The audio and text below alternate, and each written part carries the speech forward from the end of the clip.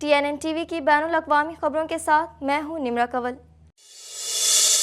Canadian وزیر اعظم Justin Trudeau کا کہنا ہے کہ وہ کینیڈا کے لوگوں کی تشویش اور مایوسی کو سنتے ہیں۔ مزید جانیں گے اس رپورٹ میں۔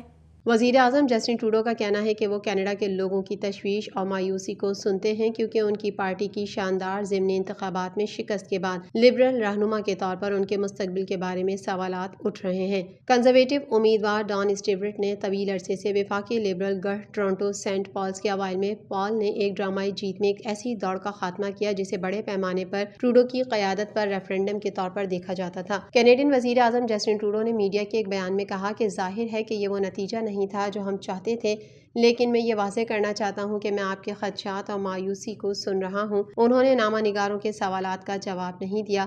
ان کا کہنا تھا کہ یہ آسان وقت نہیں ہے اور یہ واضح ہے کہ مجھے اور میری پوری ٹیم کو ٹھوس، حقیقی پیش رفت فراہم کرنے کے لیے بہت زیادہ محنت کرنی ہے، جسے کینیڈین دیکھ سکتے ہیں اور محسوس کر سکتے ہیں۔ انہوں نے کہا ہم اس بات کو یقینی بنانے کے لیے کام کرنا اور لڑنا کبھی نہیں روکیں گے کہ آپ کے پاس وہ ہے جو آپ کو ان مشکل وقتوں سے گزرنے کے لیے درکار ہے۔ میری توجہ آپ کی کامیابی پر ہے اور یہ وہیں رہے گی۔ نائب وزیر اعظم کرسٹر فریلینڈ نے کہا وزیر اعظم اگلے انتخابات میں ہماری قیادت کرنے کے لیے پرعزم ہیں اور انہیں ہماری حمایت حاصل ہے۔ یہ ایک مایوس کن نتیجہ ہے، ہم اسے سنجیدگی سے لیتے ہیں۔ کینیڈین وزیر خارجہ میلانی جولی کینیڈا کے شہریوں پر زور دے رہی ہیں کہ وہ تیزی سے غیر مستحکم لبنان چھوڑ دیں جب تک وہ کر سکتے ہیں۔ مزید جانیں گے اس رپورٹ میں۔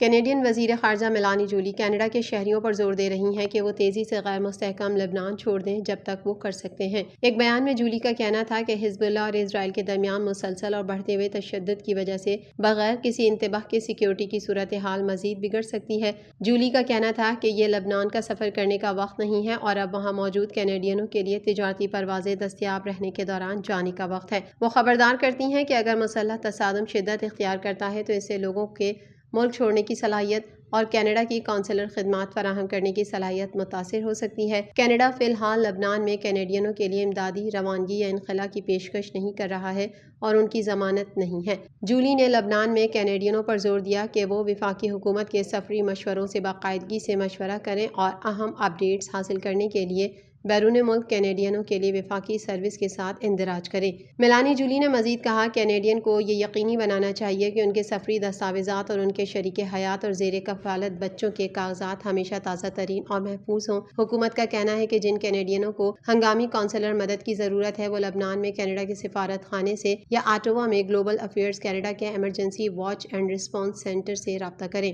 کینیڈا نے منگل کے روز حماس کے خلاف مزید اقدامات کا بھی اعلان کیا۔ 9 افراد اور 2 مالیاتی اداروں پر پابندیاں عائد کیں جن کے بارے میں کہا گیا ہے کہ انہوں نے 7 اکتوبر کو اسرائیل پر حملوں میں حصہ لیا تھا۔ حکومت نے ایک ریلیز میں کہا ہے کہ انہوں نے بالواسطہ طور پر سہولت کاری، مدد اور فنڈنگ فراہم کرنے میں حصہ لیا جس کا اندازہ لگایا گیا کہ حملوں کی منصوبہ بندی اور اس پر عمل درآمد کا لازمی جز ہے۔ انہوں نے کہا کہ یہ پابندیاں خطے میں جاری تشدد پر کینیڈا کے رد عمل میں ایک اور قدم ہے۔ ایک نئے سروے کے مطابق زیادہ تر کینیڈین کہتے ہیں کہ وہ اسرائیل کے وجود اور مستقبل کی فلسطینی ریاست دونوں کی حمایت کرتے ہیں۔ مزید تفصیلات اس رپورٹ میں۔ ایک نئے سروے کے مطابق زیادہ تر کینیڈین کہتے ہیں کہ وہ اسرائیل کے وجود اور مستقبل کی فلسطینی ریاست دونوں کی حمایت کرتے ہیں۔ اسرائیل اور حماس کے درمیان 8 ماہ سے زیادہ کی جنگ جس میں دسیوں ہزار لوگوں کی جانیں جا چکی ہیں۔ رائے عامہ کی تحقیق اور مشاورتی فرم انوویٹو ریسرچ گروپ کے سروے میں یہ بھی پایا گیا ہے کہ کینیڈین مظاہرین کی آزادی اظہار کے حق سے بڑے پیمانے پر متفق ہیں، چاہے وہ ان مظاہروں کے انجام پانے کے طریقے سے پوری طرح خوش نہ ہوں۔ ریسرچ گروپ کی جانب سے کہا گیا ہے کہ مجموعی طور پر ہمیں جو کچھ ملا وہ بہت زیادہ اعتدال پسندی، سیاسی اختلافات کو قبول کرنے کے لیے بہت زیادہ آمادگی، لیکن تشدد یا سیاسی تشدد کو قبول کرنے کے لیے کوئی آمادگی اور رکاوٹ پیدا کرنے والی احتجاجی سرگرمیوں کو قبول کرنے کے لیے بہت کم آمادگی تھا۔ یہ سروے 16 مئی سے 28 مئی کے درمیان آن لائن کیا گیا اور 1872 بالغ کینیڈینوں سے پلس یا مائنس 2.3% پوائنٹس کی غلطی کے لیے سروے کیا گیا۔ سروے میں شامل تقریباً 52% لوگوں نے اس بیان سے اتفاق کیا کہ اسرائیل کے لیے ایک یہودی ریاست کے طور پر موجود رہنا ضروری ہے۔ تقریباً 50% نے اتفاق کیا کہ فلسطینیوں کے لیے ایک ریاست بنانا ضروری ہے۔ مزید 57% نے کہا کہ وہ عوامی تقریر دونوں کی حمایت کرتے ہیں جو اسرائیل کے وجود کے حق کی حمایت کرتی ہے اور ایسی تقریر جو فلسطینیوں کو اپنی ریاست کے حصول کی حمایت کرتی ہے۔ جب جواب دہندگان سے یونیورسٹی کیمپس میں مظاہروں کے بارے میں پوچھا گیا تو یہ حمایت کم ہونا شروع ہوئی۔ کچھ 38% نے کہا کہ وہ اسرائیل نواز کیمپوں کی مخالفت کرتے ہیں جہاں طلباء مظاہرین جمع ہوتے ہیں لیکن تعلیمی سرگرمیوں میں مداخلت نہیں کرتے۔ ایک اعلیٰ فیصد 64% نے کہا کہ وہ کیمپس میں اسرائیل نواز مظاہروں کی مخالفت کرتے ہیں جو اسکول کی عمارتوں پر قبضے سمیت خلل پیدا کرتے ہیں۔ اسی طرح 37% جواب دہندگان نے کہا وہ فلسطینی حامی کیمپس کی مخالفت کرتے ہیں جو طلباء کی سرگرمیوں میں مداخلت نہیں کرتے، جبکہ 63% نے کہا کہ وہ خلل ڈالنے والے فلسطینی حامی کیمپس کے احتجاج کے خلاف ہیں۔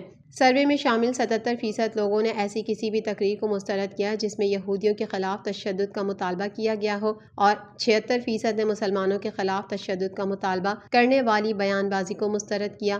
سروے میں حماس یا اسرائیل کی موجودہ سیاسی قیادت سے متعلق سوالات نہیں پوچھے گئے۔ امریکہ کے ڈیموکریٹ صدر جو بائیڈن اور ان کے ریپبلکن حریف ڈونلڈ ٹرمپ کے درمیان جمعے کی صبح ہونے والے مباحثے میں چند بڑے مسائل میں سے ایک امیگریشن رہے گا۔ مزید جانیں گے اس رپورٹ میں۔ امریکہ کے ڈیموکریٹ صدر جو بائیڈن اور ان کے ریپبلکن حریف ڈونلڈ ٹرمپ کے درمیان جمعے کی صبح ہونے والے مباحثے میں چند بڑے مسائل میں سے ایک امیگریشن رہے گا۔ میڈیا رپورٹس کے مطابق اٹلانٹا میں ہونے والے اس پہلے مباحثے میں جو بائیڈن کی کوشش ہوگی کہ وہ تارکین وطن کو یقین دلائیں کہ وہی ان کے مسیحا ہیں۔ امریکہ کے صدارتی انتخابات میں امیگریشن ہمیشہ اہم معاملہ رہا ہے، تاہم اس بار یہ معاملہ زیادہ اہمیت اختیار کر گیا ہے۔ اس معاملے پر ریپبلکن حریف ڈونلڈ ٹرمپ اپنے پہلے دور صدارت میں خصوصاً مختلف ممالک کے مسلمانوں کے خلاف سخت رویہ اپنا چکے ہیں۔ حد یہ ہے کہ انہوں نے مختلف ممالک سے آ کر امریکہ میں آباد ہونے والے ان گھرانوں کو بھی نہیں بخشا جن کی اولادیں رکن کانگریس بن گئیں۔ جو بائیڈن اب تک امیگریشن کے امور پر 530 ایگزیکٹو ایکشن لے چکے ہیں جو کہ ٹرمپ دور سے کہیں زیادہ ہیں۔ امریکہ سمیت برطانیہ اور یورپ میں دائیں بازو کی ہوا چلنے کے سبب امکان ہے کہ ٹرمپ امیگریشن پر سخت موقف اپنا کر اپنا ووٹ بینک مضبوط کریں گے، جبکہ بائیڈن اپنی حالیہ پالیسیوں کو پیش کرتے ہوئے تارکین وطن کے ووٹ اپنے حق میں یقینی بنانے کی کوشش کریں گے۔ حکومت کی طرف سے ٹیکسوں میں اضافہ کیے جانے پر کینیا میں ہنگامے پھوٹ پڑے ہیں اور ان ہنگاموں کے دوران پولیس ایکشن سے ہلاک ہونے والوں کی تعداد 13 ہو گئی ہے۔ مزید احوال اس رپورٹ میں۔ حکومت کی طرف سے ٹیکسوں میں اضافہ کیے جانے پر کینیا میں ہنگامے پھوٹ پڑے اور ان ہنگاموں کے دوران پولیس ایکشن سے ہلاک ہونے والوں کی تعداد 13 ہو گئی ہے۔ احتجاج کرنے والے مظاہرین ٹیکسوں میں مجوزہ اضافے کے خلاف صدر ولیم روٹو سے عہدہ چھوڑنے کا مطالبہ کر رہے ہیں۔ منگل کو ہزاروں مظاہرین نے دارالحکومت نیروبی میں پارلیمنٹ کی عمارت پر دھاوا بول دیا اور عمارت میں گھس کر مختلف حصوں میں آگ لگا دی۔ کینیا کے صدر ولیم روٹو نے احتجاج کے نام پر انتشار پھیلانے والوں کے خلاف قانونی چارہ جوئی کا اعلان کر دیا، جبکہ اپوزیشن لیڈر رائلا امولو اوڈنگا نے احتجاج کرنے والوں کے خلاف کریک ڈاؤن ختم کر کے مذاکرات کا مطالبہ کیا ہے۔ رائلا اوڈنگا 2008 سے 2013 تک کینیا کے وزیر اعظم رہے اور 2013 سے اب تک اپوزیشن لیڈر ہیں۔ امریکہ کے علاوہ یورپ کے متعدد ممالک نے بھی کینیا کے عوام پر زور دیا ہے کہ وہ احتجاج کے دوران ضبط و تحمل سے کام لیں اور حالات کو خراب نہ کریں۔ گزشتہ روز دارالحکومت نیروبی میں بھی ہنگامے پھوٹ پڑے۔ مشتعل مظاہرین نے پارلیمنٹ پر دھاوا بول کر آگ لگا دی تھی۔ سینٹ اور گورنر ہاؤس کو بھی جلا دیا گیا تھا۔ TNN TV کے نیوز بلیٹن سے فی الحال اتنا ہی۔ اپنی میزبان نمرہ کول کو دیجیے اجازت۔ اللہ حافظ۔